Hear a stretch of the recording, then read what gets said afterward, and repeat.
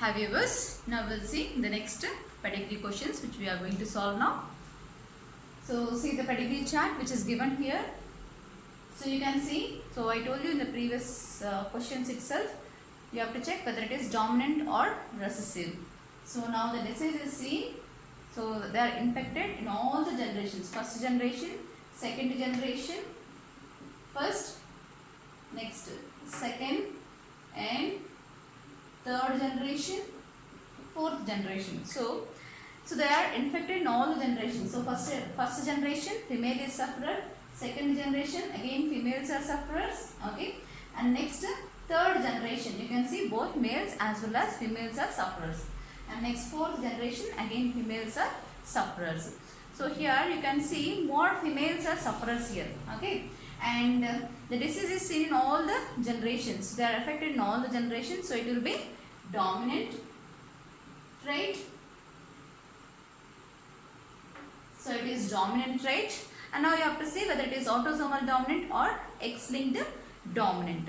So if it is autosomal dominant, so autosomal means both males and females will be equally affected, okay, but here we are seeing the females are more affected, and there is no again male to male transfer. If male to male transfer is there, then again we can say it is autosomal, okay, and so affected male have affected mother, okay, affected male have affected mother, and his daughters should be affected. So here next generation is not shown here, we'll see here.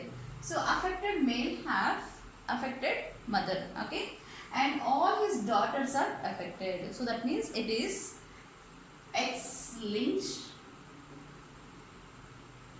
dominant. It is X-linked dominant, and it is not autosomal dominant because females are more affected here compared to males. So females are more affected, and next there is no male to male transfer, so it is not autosomal. It is X-linked dominant where affected male has affected mother and all his daughters are affected, not sons, okay, sons are not affected. So it is X-linked dominant, okay, and now we will see the next one. First generation, second generation.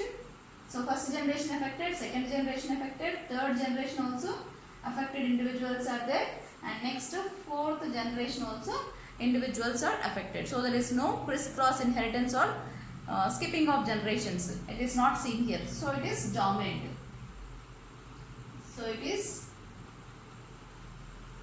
dominant, and now you have to know whether it is autosomal dominant or X-linked dominant, okay. So see here, first generation female affected, second generation female and male both affected, and affected male has all his daughters affected. Affected male has all his daughters affected, and his mother is also affected. So that means it is X-linked dominant. It is not transferred from male to male.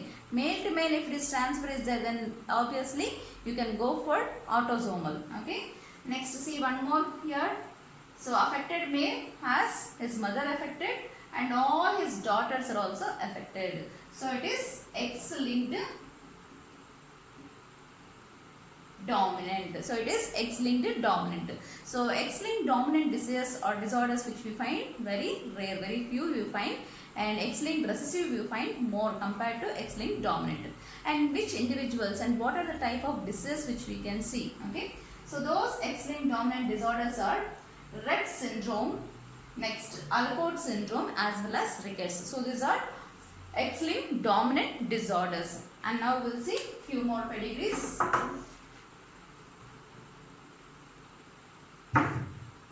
Okay.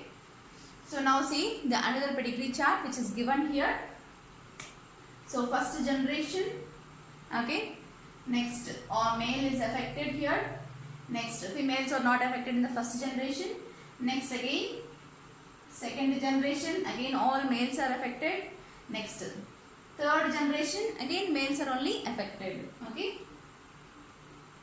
And so it is in all the generations, there is no skipping of generations. So it is dominant, okay. It is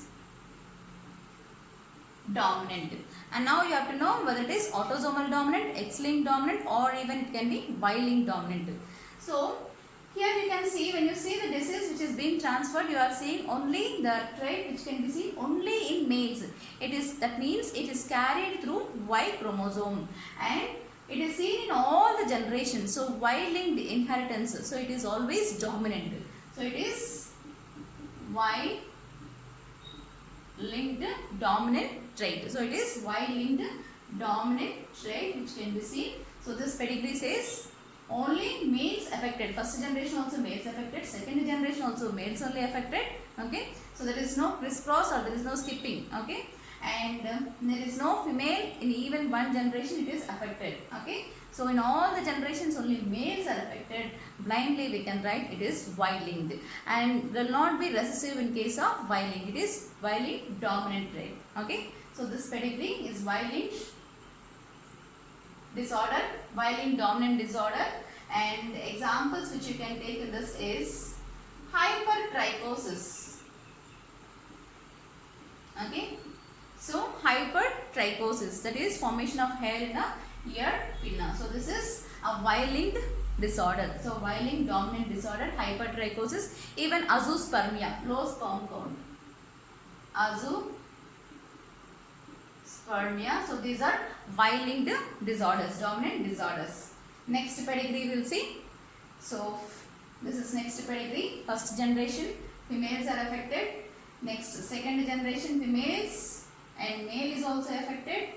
Next third generation, even males and females all are affected. Okay. So if female is affected and all males as well as females both are affected. Female is affected, as then males as well as females are also affected.